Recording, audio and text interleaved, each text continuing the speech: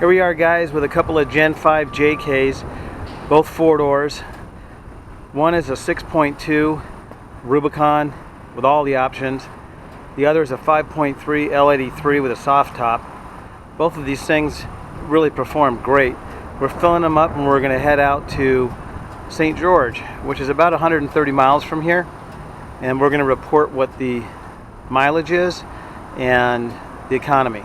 So we'll see you shortly. Got the Gen 5 5.3 behind us. Tell you what, I've been driving a Hemi around, a 6.1 Hemi JK for the last day or two, and getting into this 6.2 Gen 5 with an 8-speed is a whole different world. It's hard to describe the difference in drivability. Not that I think the JK with a Hemi is bad, it's actually very good compared to any V6.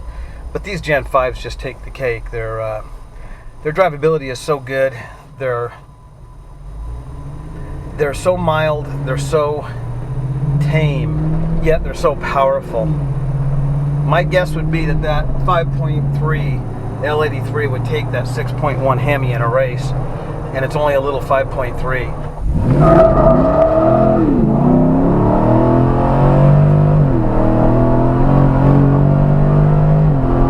So check this out. We are cruising at,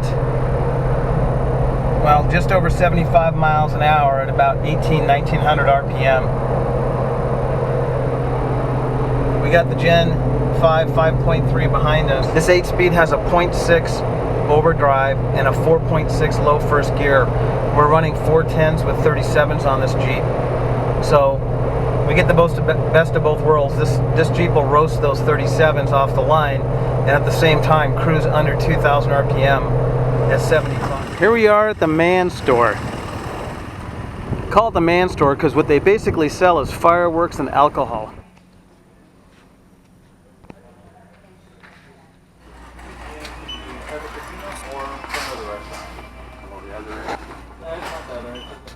Mitch, what do you think about the Man Store? The cooling fan in this JK is completely computer controlled. Notice we're running about 213 degrees. It's 93 degrees outside. The Gen 5 computer is controlling the cooling fan for engine coolant temperature, transmission fluid temperature, AC condenser pressure. It takes into account vehicle speed and a lot of other parameters. So it's a pulse width modulated variable speed outrunner fan module that is completely controlled by the Gen 5 computer. It's been integrated so well that it uses the least amount of energy to get the job done. And it's interesting to watch not only the cooling system, but the charging system. We have full smart charging on this Gen 5 swap, and you'll see the voltage drop into the 12s and go up to the high 14s, and that's exactly how GM intended it. GM had a problem where customers thought there was something wrong with the charging system, but really the charging system is doing what it was designed to do, and that is to use the least amount of energy and keep the battery healthy. Here we are going into beautiful Mesquite. I used to take this trip with my 3.8. I had a 2009 Rubicon, and what an adventure that was, or as my little girl called it, the bencher.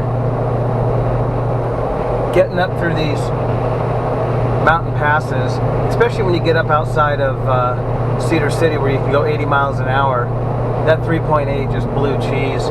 I actually got pulled over outside of Park City for going too slow. I had the cruise control set at 65, but I was really going about 45, but I was accelerating to about 55 and then decelerating to 45 as the transmission upshifted and downshifted. It was really miserable, and the cop didn't know why I was changing speed. This is a completely different, this really was an achievement.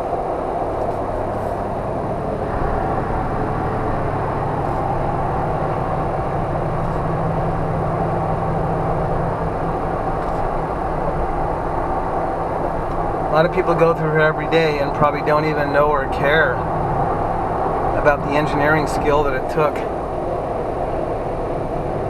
to put this interstate through this terrain. they literally chiseled away through these mountains and valleys.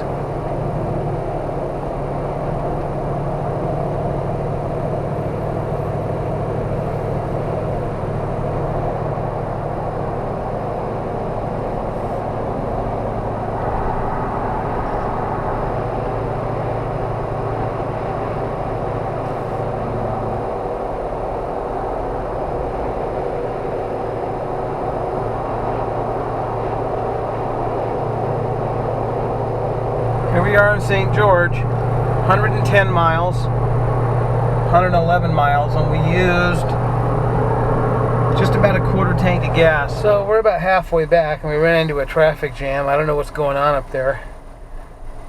And it's pretty hot out. It's almost 100 degrees. But we're comfortable here with our air conditioning on. It's the best part of the drive, getting to go home. We've gone just over 200 miles, just under half a tank of gas. I will say these high winds, the fact that we're going the speed limit, which is 75 here plus, and the traffic jam we went through, plus the fact we don't have the Air Fuel Management active or the 4-cylinder mode. I think this thing is still doing pretty good to get 200 miles and a half a tank.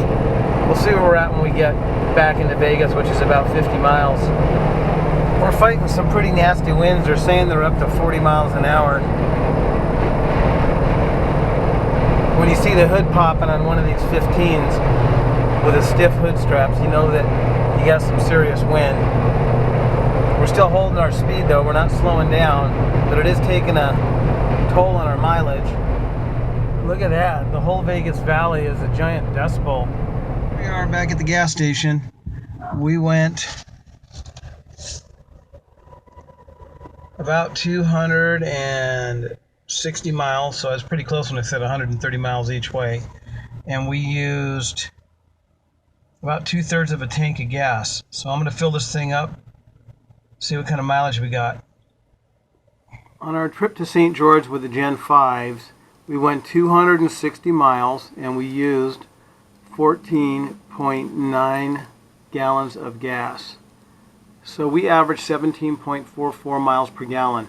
I don't think that's bad considering we went the speed limit the whole way. We did not have the 4-cylinder mode active and we ran into high headwinds as well as a couple of traffic jams. The Gen 5 5.3 actually got better mileage than the Gen 5 6.2. I'm not sure by how much. I haven't calculated that yet because we haven't filled it up.